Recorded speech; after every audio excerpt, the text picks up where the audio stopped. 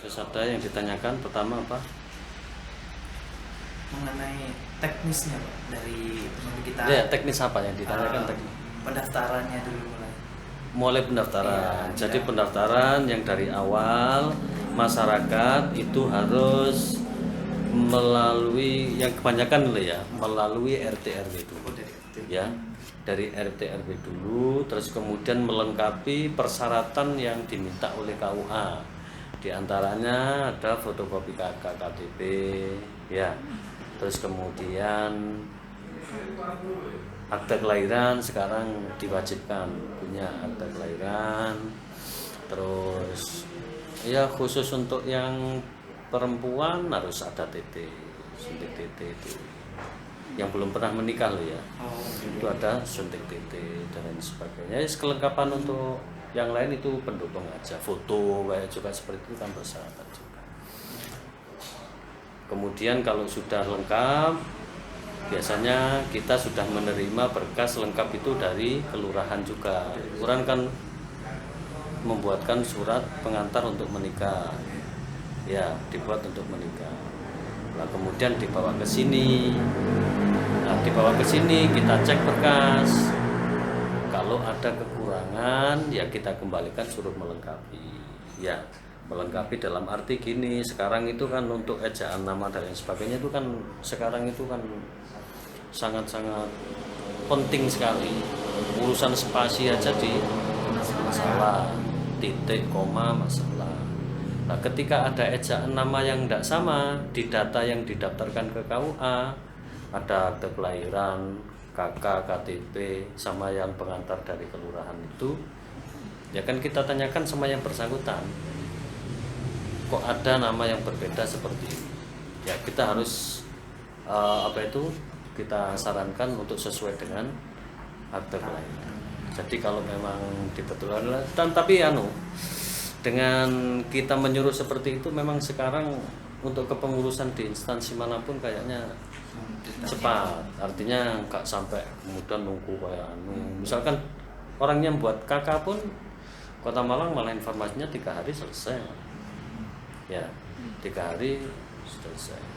Kalian kan tahu kan belangko KK sekarang kan ya kayak fotokopi biasa ya, kayak pakai kertas yang berapa 80 gram itu ya, cuman berbarcode ya, cuman kita membedakan yang asli dan tidaknya itu kalau kita tidak teliti ya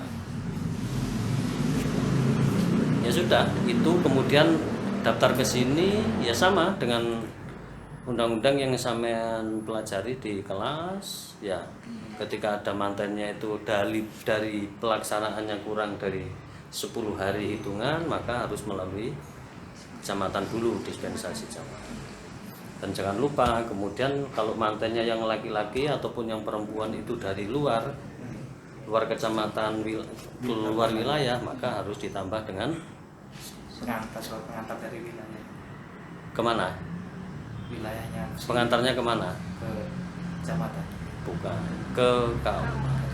Kalau kecamatan itu urusannya di wilayahnya yang dia mau menikah. Oh, hanya di wilayah yang mau menikah. Iya, untuk urusannya kan sama. Laki-laki perempuan itu ngurus seluruh Indonesia kan sama.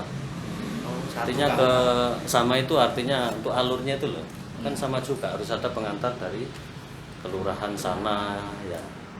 Sampean Malang dapat orang Lamongan. Nah, Lamongan juga pengantar. mengurusnya sama dengan yang di Malang ini. Cuman di sana setelah dari kelurahan nambah ke KUA di sana untuk pindah nikah ke KUA yang dituju ya. Kalau ke Malang ya ke Malang kecamatan. Berarti mengurusi surat pindah nikah dari tempat asalnya ke tempat yang dinikahkan. Dan kemudian kalau status dia sudah pernah menikah, ya kita tanya jandanya janda apa, dudanya duda apa. Kalau duda dicerai hidup pengadilan, maka harus melampirkan akte cerai yang aslinya ke KUA. Kalau ditinggal meninggal, ya harus menunjukkan akte kematian suami atau istrinya. Kalau misalnya yang anak angkat gitu gimana Pak? Anak Biar angkat nggak ada sini ya. Artinya kalau masuk memang ada. Artinya orang tuanya bercerita kalau itu memang anak angkatnya, katakan anak bungutnya. Tapi kalau di kita kan tidak kenal dengan anak angkat. Cuman dengan administrasinya ya itu juga yang menjadi problematika kita juga seperti itu. Tapi kalau kita untuk persyaratan nikah ya itu harus terisi orang tuanya, orang tua aslinya ya, orang tua aslinya. Karena kalau kita masukkan ke apa itu administrasi di pengantar nikah, maka nanti buku nikahnya akan berbunyi bapak angkatnya, kan jadi masalah. Ya, kan soalnya di situ ada kolom wali nikah juga. Paham toh? Buku nikah kan ada kolom suami, ada kolom istri, kolom. Kalau gitu terus kemudian kita tanya-tanya, kalau memang itu benar adalah kita kembalikan, kemudian kita suruh memasukkan nama orang tuanya ya masing. Terus kemudian kok masyarakatnya, waduh lah ini bapaknya sudah mulai kecil ditinggal, enggak tahu, tapi kan minimal namanya kan ada. Nah, kalau memang ada namanya di situ, kemudian alamat tidak diketahui, maka solusinya untuk nikahan wali hakim. Iya, kan otomatis walaupun misalkan bapaknya yang daftar ke sini kan nggak bisa jadi wali, wong bapak kan. Mau nggak mau kan harus mencari walinya ya. Nah, itu rentan. Kalau memang nanti salah di awal untuk masalah perwalian dan lain sebagainya kan kasihan yang menikah. Kalau salah, ya kan? Kan kasihannya ya nanti kalau tidak sah, hukumnya haram, terus siapa yang tanggung jawab? Makanya itu ya. Kemudian yang kedua, kalau memang anak angkat, mestinya gini. Orang itu kalau mengangkat anak, memungut anak, ya, itu harusnya itu ke pengadilan. Jadi di sana itu ditetapkan. Kan ada penetapan anak kan, harus di sana. Lah, tapi kan di masyarakat kan nggak ada. Nggak ada seperti itu. Mestinya kan harus ada penetapan anak angkat secara hukum negara. Jadi enak. Kalau nanti misalkan tadi juga ada yang tanya seperti itu, tak jawab. Ini kita dilema.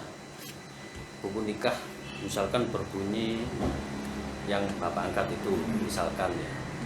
Terus kemudian orang tuanya ini punya anak 4 misalkan.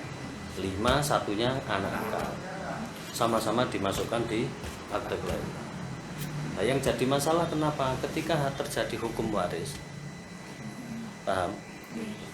Lah kan yang satu ini kan tidak dapat, yang 4 dapat. Nah kalau nanti kemudian menjadi masalah di dalam intern keluarga, kan kasihan juga. Ya, itu masalah. Dan anak-anaknya tahu kalau ini adalah anak angkatnya. Kok dapat? Misalkan, kan seperti itu. Kita tetap tidak boleh. Kita menghilangkan apa itu nasab memang tak. Ya mau gimana pun maunya orang tuanya orangnya seperti ini ya tetap itu kamu harus menerima. Artinya menerima ya itu adalah orang tua. Artinya tanpa lantaran dia misalnya, kan ya nggak akan lahir sampai kan gitu. Makanya kita kan selaku anak kan bukan jangan memposisikan selaku orang tua. Jadi anak tidak tahu kelakuan orang tuanya gimana, kita hanya bisa tawadhu aja kan. Nah, urusan masalah hablum minanas kan kita tetap jaga kan. Nah, urusan dia dengan Allah ya sudah. Tadi di depan itu saya baca Pak, surat kehendak nikah niku depannya dari mana? Buat sendiri atau? Maksudnya? Surat kehendak nikah. Kan ada surat pengantar dari. Nah, ya dari kelurahan itu kan berbunyi surat kehendak nikah. Kalau dulu karena undang-undangnya berbeda, sekarang kan sudah berubah kan. Kalau dulu kan ada N1, N2. Sekarang hanya dapat 1 lembar N1 aja kan. Itu kan surat kehendak. Judulnya di atas itulah. Itu berarti sekalian sama surat persetujuan calon pengantin. Sama, satu paket sudah. Jadi ada N3 ya, yang laki-laki perempuan itu. Kalau memang umurnya kurang dari 21 tetap harus melampirkan, bukan dispensasi, melampirkan surat izin orang tua. Kan ada, kalau dulu belangkonya kan N5.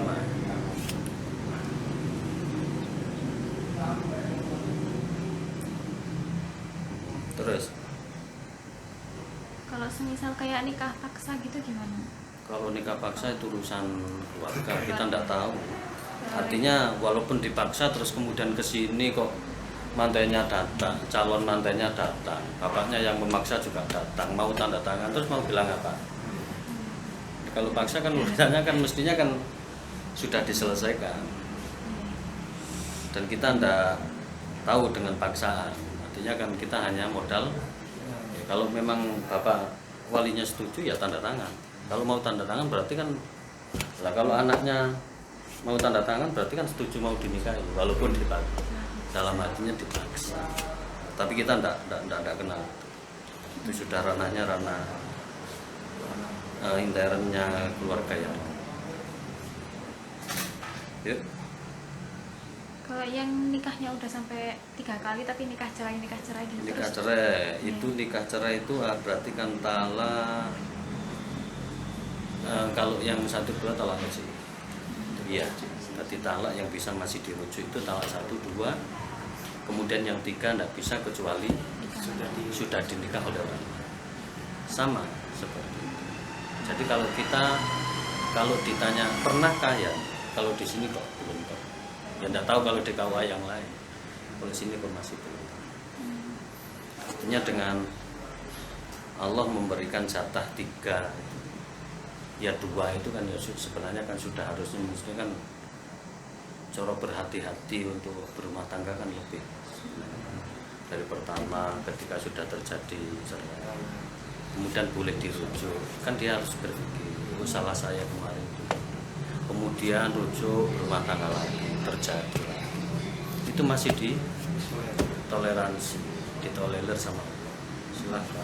Tapi kan kalau masih tetap kelakuannya yang ketiga seperti itu kan berarti kan watak. Ya, yang banyak itu kan karena KDRT ya. Ya itu kalau sudah orang itu kalau mungkin khilaf kalau masih satu gitu kan sampean ya sama pasangannya kok ditembakin ya khilaf waktu itu pertama. Tapi kok keduanya kok sama seperti itu. Nah ini kok masih di antara khilaf dan tidak ya mungkin juga. Tapi kalau ketiga kan ya wis mangkat. Tapi kalau itu belum ada. Cuman yang ada yang masuk ke sini itu ya guys poligami, kurang umur, isbat.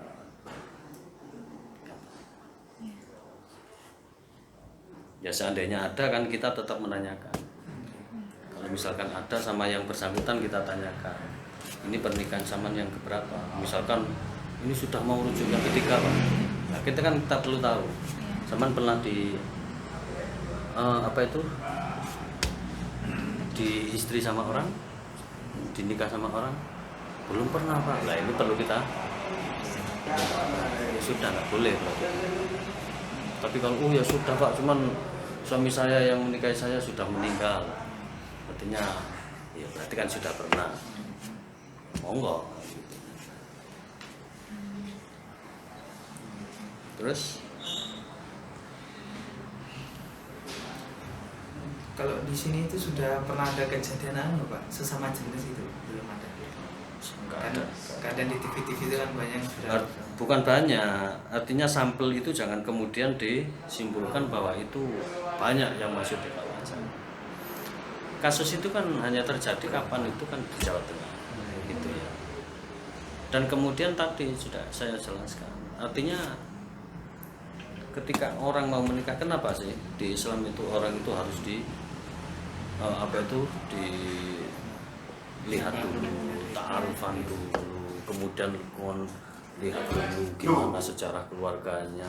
Kan di Islam kan seperti itu, dilamar dulu kan gitu ya. Saya yakin dengan itu kok insya Allah nggak akan lah sampai terjadi seperti itu. Laung itu loh kasus yang saya sampaikan itu kan kasus di Jawa Tengah yang itu sudah terjadi pernikahan. Baru ketika malam pertama tahu kalau dia adalah laki-laki. Nah terus proses sebegitu banyaknya keluarga besar itu terus gimana? Lah terus kalau kau akan hanya sebatas menanyakan aja. Datanya di KTP sejaka laki-laki misalkan di kakaknya laki-laki, ternyata kenyataan dia adalah perempuan ya, terus kita kan berbicara data kan nggak mungkin akan menanyakan sama perempuan sungguhan sama laki-laki kan ya enggak sampai segitu. Cuman kalau itu saya yakin juga ada mungkin yang gimana ya ketika saling menyalahkan, tapi kenyataannya itu ada, tapi ya enggak sejenis itu.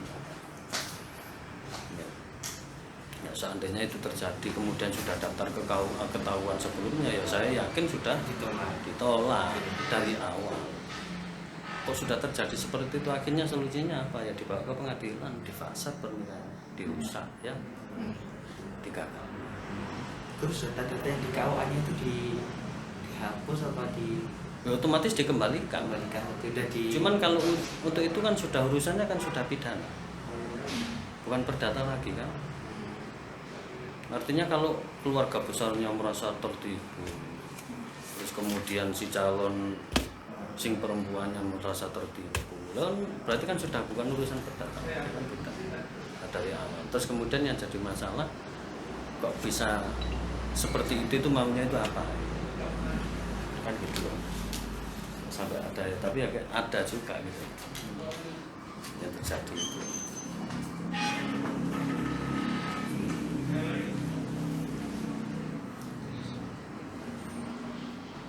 Ya, seandainya kasus yang itu kemudian dikehendaki oleh mereka berdua sama keluarga besarnya, saya yakin tidak akan terbongkar.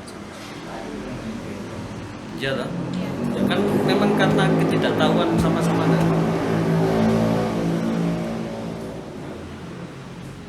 Makanya sing hati-hati sama untuk pengalaman sama mencari betul. Jadi di sini tuh bukan kok berbicara dengan teori, enggak, praktek.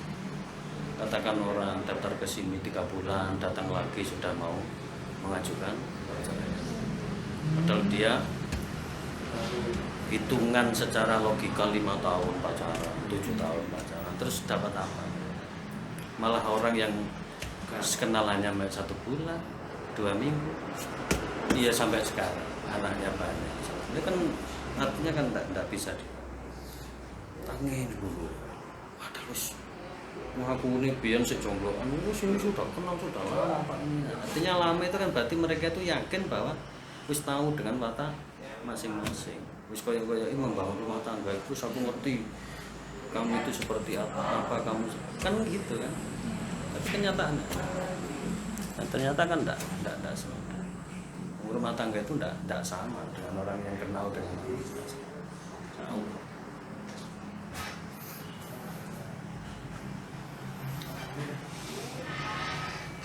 Kalau nikah beda agama gitu gimana?